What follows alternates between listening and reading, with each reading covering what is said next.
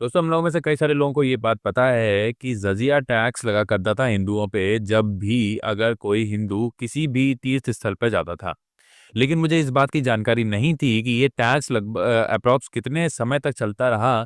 ये वीडियो आज मैंने जो देखी है, मैं आपको वो वीडियो भी दिखाऊंगा अभी। तब मुझे पता चला कि ये टैक्स कितना ज़्यादा टैक्स हुआ करता था और लोगों की महीनों की सैलरी सिर्फ एक बार की टैक्स में ही चली जाती थी। आप ये वीडियो ध्यान से देखिएगा। आप लोग अब जब महाकुंभ में आए प्रयागराज में, तो आपने सुना होगा बहुत से लोगों से, खास करके बाइक वालों से, रिक्शा वालों से, कि चुंगी पे छोड़ेंगे या चुंगी पे मिलेंगे, चुंगी तक आना है। तो ये चुंगी है क्या? चुंगी है टोल टैक्स। कब का टोल टैक्स? मुगल एरा का टोल टैक्स। क्योंकि मुगलों के समय में एक टैक्स लागू किया गया जिसको बोलते थे जजिया कर।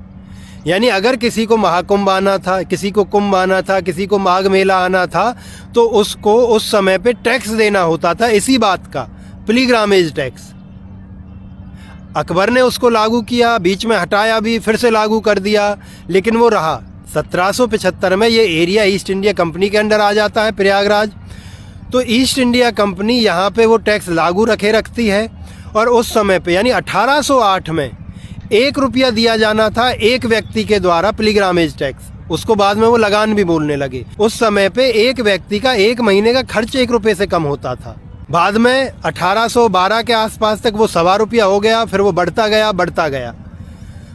1810 के आसपास ब्रिटिश सिपाहियों की जो तनख्वाह थी महीने की, वो 3 रुपये से 5 रुपये के आसपास होती थी। तो यानी वो ज़्यादा मानी जाती थी कि बहुत अच्छी तनख्वाह है, उसमें अच्छी गुजर बसर होती थी उनकी। पर ये यहीं ख़त्म नहीं हुआ, ये टैक्स जारी रहा। और फिर आता है हमारा आज़ाद भारत। 1954 में जब कुंभ लगा तो एक टैक्स लगाया गया जिसको टर्मिनल टैक्स बोला, रेलवे टिकट्स के ऊपर। और वो इसलिए लगाया गया, उसका जो सफाई दी गई कि भाई ये इसलिए लगाया है कि जो लोग यहाँ पे आएंगे उनके लिए एक्स्ट्रा व्यवस्थाएं जो करनी है, साफ सफाई है, बिजली पानी जो भी है, उसका खर्च भी तो निकालना है। और इसके बाकायदा सबूत हैं 1956 के पैसेंजर्स बिल में। राज्यसभा की वेबसाइट पे आप जाके देख लेना। ये मुगल काल से शुरू होकर के अंग्रेजों के समय से गुजरते हुए और हमारे आज़ाद भारत में रहा। अब आप इतने स्वतंत्र हो कि आपको कुंभ आने के लिए कोई टैक्स नहीं देना। ये बहुत बड़ी स्वतंत्रता है। नहीं तो समझिए कि आपके 1 महीने की कमाई आप यहाँ आते ही उस चुंगी पे जमा करवाते, क्योंकि आपको कुंभ नहाना था या आपको महाकुंभ नहाना।